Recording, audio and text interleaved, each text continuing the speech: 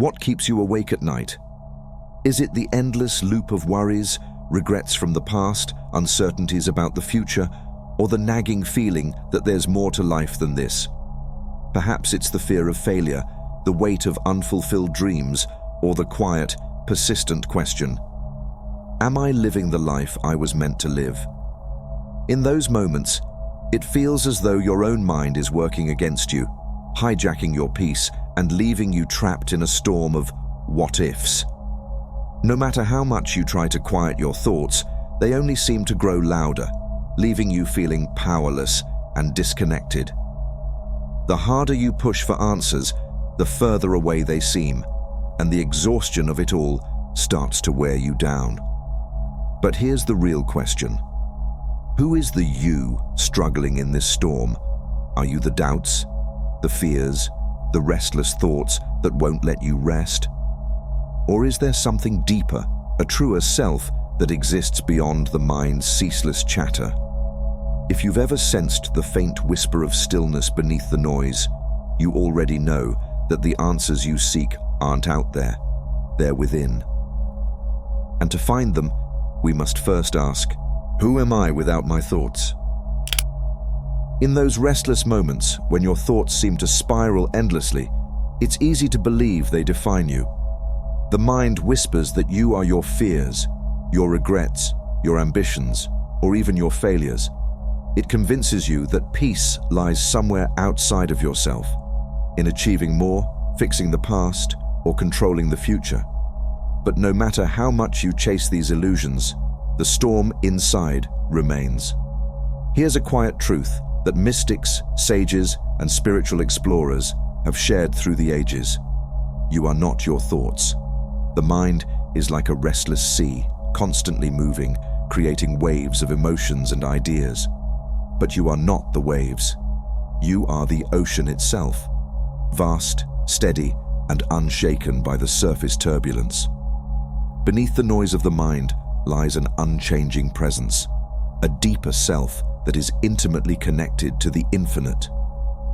This is the true you. And yet, this realization isn't something you can reach by thinking harder or trying to outsmart your thoughts. The mind cannot reveal what lies beyond itself. To know your true self, you must step back and see your thoughts for what they are. Constructed patterns shaped by your past experiences, your fears, and your desires. When you see them clearly as passing clouds rather than the sky itself, you realize something profound. You can choose what you give power to. You are the king of your thoughts, not their slave. Imagine for a moment that your mind is like a gathering of restless birds. Each bird represents a thought, a worry, a doubt, a regret, or a desire. Together, they create a constant noise, each one pulling you in a different direction. Just as you start to follow one, another swoops in, calling for your attention. It feels chaotic, endless, and exhausting. In the midst of this clamor, a wise bird, the hoopoe, steps forward. It silences the others with a simple, profound message. Friends, there is a mighty king called the Simurgh who dwells beyond the mountains. This king holds the answers you seek, the power to set you free from your restlessness and fear. But to meet the Simurgh, you must journey through 7 valleys. Each valley will demand that you surrender something you cling to. Your illusions, your fears, and the stories you've told yourself about who you are. Inspired by the promise of freedom, the birds set out. The journey is not easy. In the valley of the quest, they must awaken to the longing for something greater. In the valley of love, they are tested by the fire of longing that melts their doubts. The valley of detachment teaches them to release their attachments to what no longer serves them. And in the valley of unity, they glimpse the interconnectedness of all things. But it's in the valley of bewilderment where many falter, faced with the limits of the mind's logic. And finally, in the valley of nothingness, they must relinquish their old selves entirely, letting go of every illusion and identity they once held dear. Some birds turn back, overwhelmed by fear and distraction. But 30 of them press on, crossing the final valley with hearts pounding and wings weary. At last, they stand before the Simurgh's court, expecting a grand, majestic king. Instead, they find a mirror. Peering into its surface, they see themselves. At first, they are stunned. How could the king they sought be their own reflection? But then, the truth dawns. The Simurgh they had searched for was within them all along. In Persian, the word Simurgh means 30 birds. The journey had stripped away their false selves, revealing their infinite, unshakable essence. This story is not just a myth, it is a map of your own inner journey. The restless birds represent your thoughts, each clamoring for attention, each trying to convince you that it holds the key to your peace. The valleys represent the challenges you face as you learn to see your thoughts for what they are. Not masters, but tools shaped by your choices. When you stop identifying with every thought that crosses your mind and instead step back into the quiet awareness beneath them, you begin to discover the king within you, the true self that is infinite, boundless, and deeply connected to the divine. The lesson of the story is clear. The peace and freedom you seek are not outside of you. They are not hidden in achievements, relationships, or future outcomes. They are within you, waiting to be uncovered. Like the 30 birds, you must journey through the valleys of your own mind, letting go of fear, attachment, and the false stories you tell yourself. Only then can you look into the mirror of your being and see the unshakable truth. You are not the noise of the mind. You are the vast, limitless presence beneath it. So what does this story mean for you in the reality of your daily life? The Simurgh, the king, is not some far-off ideal. It is the essence of who you already are, the infinite awareness that exists beyond the chatter of your thoughts. This awareness has always been with you, silently witnessing your experiences, seeing through your eyes, and knowing through your mind. But to truly embody this presence, you must recognize one profound truth.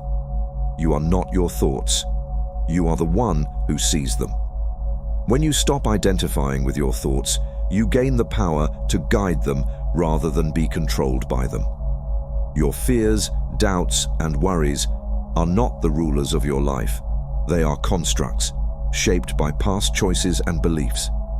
And just as they were created, they can be reshaped. The moment you see this clearly, you realize something incredible. You are the king of your mind, not its slave. To live this truth is to shift your perspective entirely. Instead of being swept away by every wave of emotion or thought, you become the ocean itself, vast, calm, and steady. You begin to notice when the mind drags you into fear, judgment, or overthinking, and in those moments, you step back into the quiet awareness that has always been there. From this place, you can consciously choose what to focus on, what to let go of, and what to create. Your thoughts become tools, not masters, and you regain control over how you shape your reality. This isn't just about calming your mind. It's about realizing the profound connection between your true self and the infinite. As you stop identifying with the restless mind and instead rest in the stillness within, you begin to feel the presence of something greater. God, Source, the Divine, whatever name you give it, becomes tangible. You start to sense that the wisdom, creativity, and love you've been seeking are already part of you, waiting to flow through you when you let go of the false self. This is how you carry the lesson of the Simurgh into your life. By recognizing your thoughts for what they are and reclaiming your role as their master, you align with the infinite presence within, guiding your mind with clarity, purpose, and grace. And in doing so, you unlock the peace, strength, and wisdom that have always been your birthright. Living from this awareness is not a fleeting state. It is a way of being.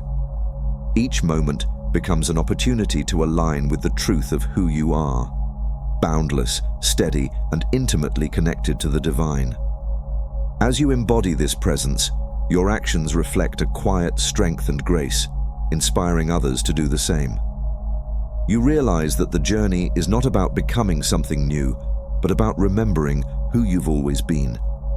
The king you sought is alive within you, waiting for you to fully claim the life of peace, power, and love that is your true inheritance. Perhaps the greatest gift of this journey is realizing that it never truly ends. Like the birds in the Conference of the Birds, every valley you cross reveals new depths of understanding and opportunities to rediscover who you truly are. Each challenge, each moment of doubt, is not a setback, but an invitation to remember. You are not your thoughts. You are the vast presence that holds them. When you live from this truth, life transforms. You no longer feel like a ripple caught in the storm. You embody the stillness of the ocean itself. Decisions flow effortlessly, guided by clarity and trust. Relationships become richer as you see yourself in others and recognize the unity that connects all life. Fear and doubt lose their grip, replaced by a quiet confidence rooted in your infinite essence. Every moment becomes sacred, an opportunity to align with the divine presence within you. This is the life you were meant to live, not one dictated by the restless mind, but one shaped by the boundless truth of your being. The journey to meet the Simurgh is the journey to meet yourself, and the king you've been searching for is already within you. Let this truth guide you, not just in moments of stillness, but in every step you take. As you embody your infinite presence, you inspire others to awaken to the truth within themselves. This is your inheritance, your gift, and your calling. The journey home begins now, and it is yours to take.